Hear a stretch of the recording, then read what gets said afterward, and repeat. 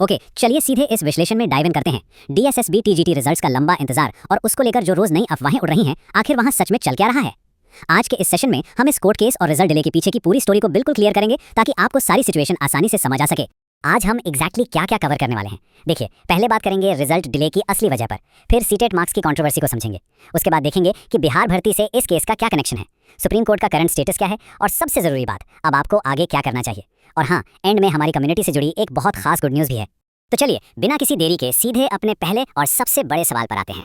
आखिर DSSB TGT result में इतनी देरी क्यों हो रही है? ये एक ऐसा सवाल है जो आप सभी के दिमाग में चल रहा होगा। आपको शायद लग रहा होगा कि ये कोई नॉर्मल एडमिनिस्ट्रेटिव डिले है, राइट? पर एक्चुअली ऐसा नहीं है। इसके पीछे एक काफी कॉम्प्लेक्स लीगल केस है जिसने पूरे प्रोसेस पर ब्रेक लगा दिया है। दरअसल इस पूरी समस्या की शुरुआत होती है छाया वीएस महाराष्ट्र नाम के एक कोर्ट केस से। सोचिए, शुरू में ये सिर्फ महाराष्ट्र के एक लोकल टीचर एलिजिबिलिटी टेस्ट यानी टेट का एक छोटा सा कानूनी मुद्दा था, लेकिन देखते ही देखते ये आग की तरह पूरे देश में फैल गया और इसने न सिर्फ सीटीईटी को बल्कि बाकी स्टेट्स के एग्जाम्स को भी अपनी लपेट में ले लिया। अब आते हैं इस मुद्दे के सबसे टेक्निकल और इम्पोर्टेंट पार्ट पर, जिसे समझना आपके लिए बहुत जरूरी है। इस टेक्निकल पेज को थोड़ा ध्यान से समझिए। एक तरफ है होम स्टेट का ओबीसी कैंडिडेट जिसके लिए क्वालिफिकेशन मार्क्स सिर्फ 82 होते हैं, लेकिन जब वही सेम कैंडिडेट दिल्ली में आकर अप्लाई करता है तो उसको जनरल कैटेगरी में काउंट किया जाता है और वहां रिक्वायरमेंट सीधे बढ़कर 90 मार्क्स की हो जाती है। अब ये नंबर्स का गेम काफी ट्रिकी है।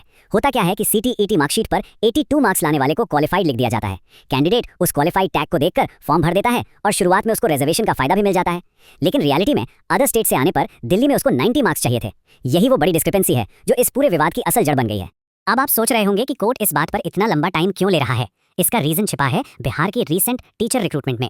जरा याद कीजिए, बिहार में इलेक्शन के टाइम पर जब 2.5 से 3 लाख टीचर्स की हायरिंग आई थी, प्रोसेस इतनी तेजी से हुआ कि लोगों ने फटाफट ज्वाइन कर लिया, महीनों तक स्कूल में पढ़ाया और उन्हें उनकी सैलरी भी मिलने लगी। और उसके बाद काफी आराम से फिजिकल डॉक्यूमेंट वेरिफिकेशन का काम शुरू हुआ। और इसका नतीजा क्या निकला? जब एकदम स्ट्रिक्ट डॉक्यूमेंट चेक हुआ तो उन सभी आउट ऑफ स्टेट कैंडिडेट्स को आइडेंटिफाई किया गया जिनके मार्क्स तो कम थे पर उन्होंने अप्लाई कर दिया था।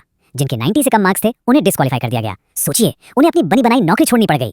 सुप्रीम कोर्ट स्ट्रिक्टली इस चीज को अवॉइड करना चाहता है। वो नहीं चाहते कि किसी को जल्दबाजी में जॉब मिले और बाद में उसको निकालना पड़े, राइट? तो इन सब बातों के बीच सुप्रीम कोर्ट का करंट स्टेटस क्या है?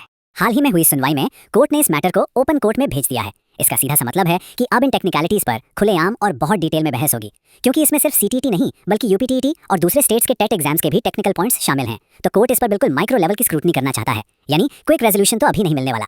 अगली हियरिंग की कोई एग्जैक्ट डेट कोर्ट ने अभी अनाउंस नहीं की है, लेकिन एक जनरल एक्सपेक्टेशन यही बन रही है कि इस पूरे कॉम्प्लेक्स इशू को ठीक से सॉल्व होने में कम से कम 1 महीने का वक्त और लग सकता है। तो रिजल्ट के लिए ये लंबा इंतजार थोड़ा और खींचने वाला है। तो अब आते हैं इस विश्लेषण के सबसे प्रैक्टिकल सवाल पर, अब आगे क्या करना है।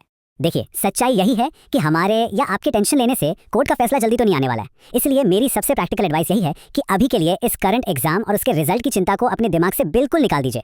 जब रिजल्ट आना होगा आ जाएगा। उन फालतू अफवाहों और मिसलीडिंग वीडियोस को इग्नोर कीजिए और अपना 100% फोकस अपनी